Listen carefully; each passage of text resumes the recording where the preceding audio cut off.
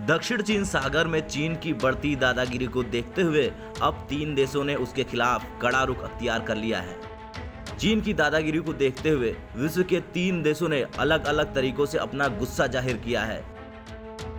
जहां एक तरफ ताइवान ने जहाज निर्माण कार्यक्रम के जरिए चीन के खिलाफ अपनी सैन्य क्षमता में इजाफा किया है, तो कनाडा के सांसदों ने चीन को अपने देश की सुरक्षा के लिए सबसे बड़ी चिंता बताया है।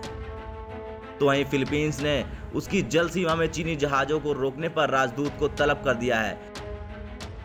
फिलीपींस की सरकार ने चीनी राजदूत हुआन सिलियन को बुलाकर उसकी जल सीमा में आने वाले दक्षिण चीन सागर स्थित एक मूंगा चट्टान विस्टर्न रीफ चीनी जहाज रोकने का विरोध किया।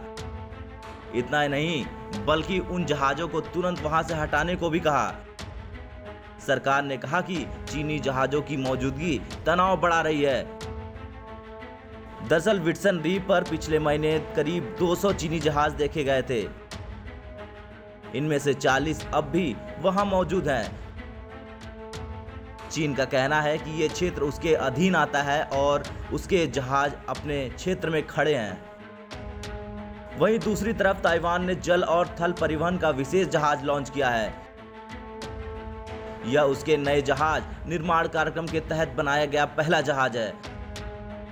यह कार्यक्रम चीन द्वारा क्षेत्र में सैन्य ताकत की धौंस दिखाने और ताइवान को अपना भूभाग बताने की नीति के खिलाफ शुरू किया गया था।